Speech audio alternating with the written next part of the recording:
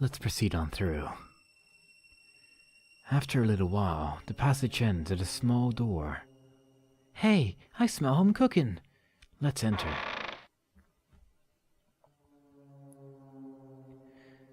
Oh, it's just a small kitchen. For the servants, probably, I add. I look around the tiny room. There's a sink, pots and pans, and a bunch of food in the cupboards. A rat hangs in a cage off in the corner, but aside from that, it's a pretty average kitchen. Kid walks over to a deep saucepan and peers inside. Smells fresh. Want some grub, Serge? Sure. I timidly peer into the saucepan.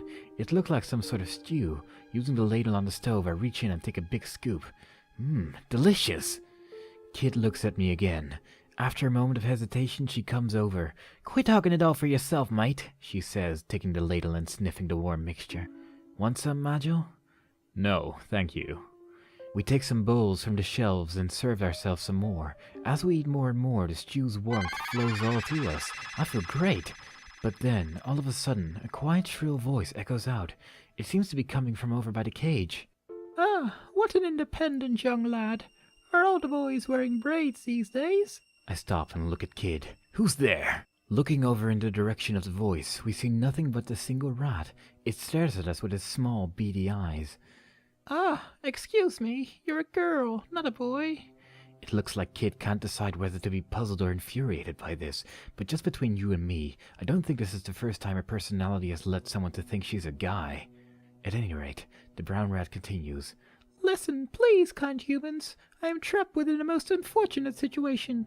While on my way to the kitchen this morning to bring home some food for my mother, Goblin seized me and trapped me here in this cage. Unless I can escape, I am to be a side dish for their next meal.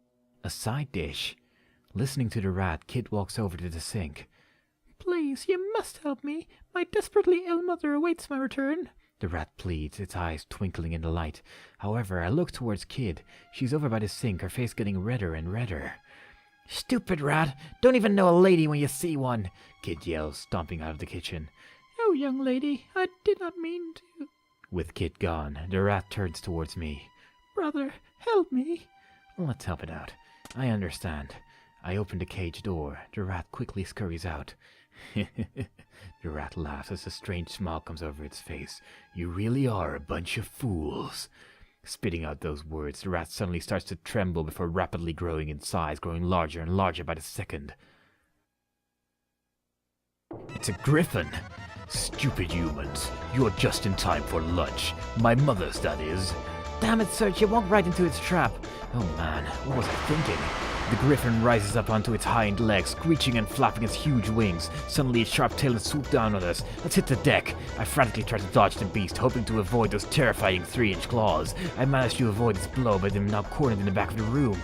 As it inches near me for a strike, it rises up onto its hind legs once again, this time even higher than before. However, in a moment of blind luck, the griffin suddenly loses balance on the slippery floor and comes crashing to the ground. Wow, talk about close calls.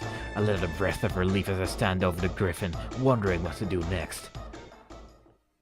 So you ugly little rat, now who's stupid? Wait, please, I beg you, kind, beautiful human girl. I am aware of valued information. If you promise to spare my life, I will tell you a special secret of the mansion. I don't know. You lied already, you bugger. I'd rather just kill you and have it be over with, Kid says, taking a step closer. Kid, let's hear what he has to say, Majel says, coming between them. Kid pauses for a second and then steps back. Thank you. That would have been fun, Kid says, shrugging. One day, you too may find yourselves within my situation, caged in on all sides. If such a fate comes to pass, remember these directions and your lives shall be spared.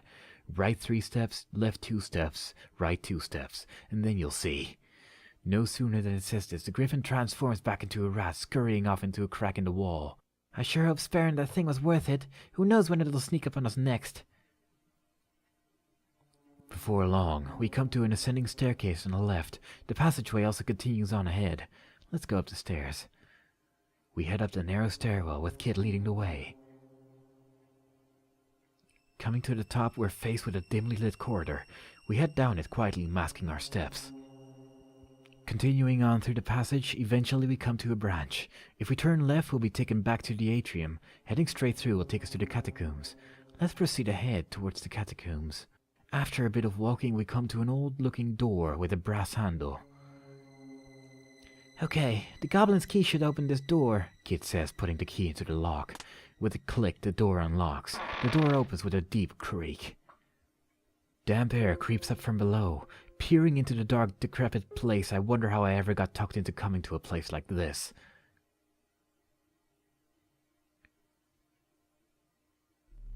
We find ourselves in a long hallway flanked on both sides by rows of countless jail cells.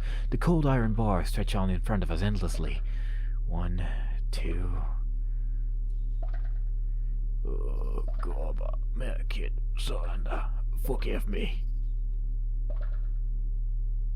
A quiet, sobbing voice seems to be coming from the third cell on the right. I peer around the corner into the cell. In this dim, damp space, an old man sits in solitude, quietly mumbling to himself. Hey, mister. Everyone, it was all because of me. Every last one of the dragoons, Miss Riddle, even the general. Forgive me, please. Ignoring us, the old man continues to mutter, staring at the floor as he rocks back and forth. Hey, can you hear me? Kit says, shaking the bars a little. He will not hear a thing. He has constructed a wall around himself, Magil says. What do you mean? I ask Magil. A wall used for shielding one's mind from reality.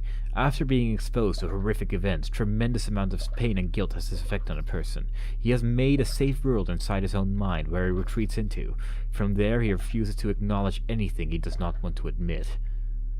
I notice that talking about this has given Magil a sort of sad, lost look in his face. Noticing my glance, he quickly turns away from me. Strange. Magil somehow reminded me of Kid just then. When Magil turns back, his usual blank expression has returned. Does this make sense to you, Serge? Magil asks. Yeah, it does. Magil continues, looking at Kid and me.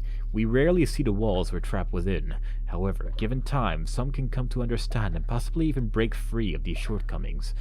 I wait for Magil to finish, but he doesn't end up saying anything. I'd ask, but oh well.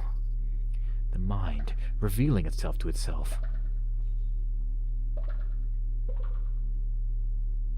We can't help this old geezer. Let's get back to work, Kid says, already heading for the door. Wait, Kid, Magil calls out. Somehow or another, we may find yet another way into this man's mind. What good will that do? Didn't you hear what he was talking about? The dragoons, Riddle, General Viper? Oh, he's probably just into old folklore or something, Kid says, returning to the door. I have a feeling his knowledge will prove to be useful. Certainly he has heard of something of importance concerning our situation, Magil says. Well, I guess we ought to help the old bloke out with his troubles while we're here. What do you say we do? Kid asks. I'm saying nothing. Thinking through everything that's been said already, I really have no idea how to get anywhere with him. Well, somebody better think of something soon, Kid says. We must find a way to reach beyond his wall. For every locked door there exists a key, so to speak. We will never make any progress with this man until we know what lies in his past. What are you talking about? A key? Kid asks. I do not know either, Magil answers. However, there is at least one person in Viper Manor who does. Riddle! Indeed. Leaving the endless rows of cells behind, we head back to the passageway. Heading away from the catacombs, we eventually come to a split. Turning right heads back to the atrium, while proceeding straight through will take us to a downward staircase. Let's turn right. After heading down the dark, dingy passageway for a while, eventually I start to smell the pungent odor of dead fish.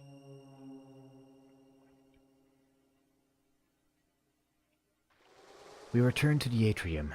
Ahead of us, we see another archway which will take us back to an upward staircase and eventually links us in Riddle's quarters. Let's continue on through the room.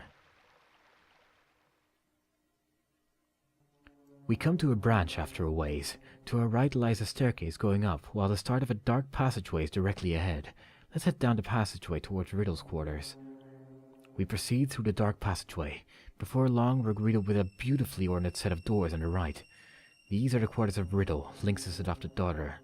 Let's go inside, see if she's there.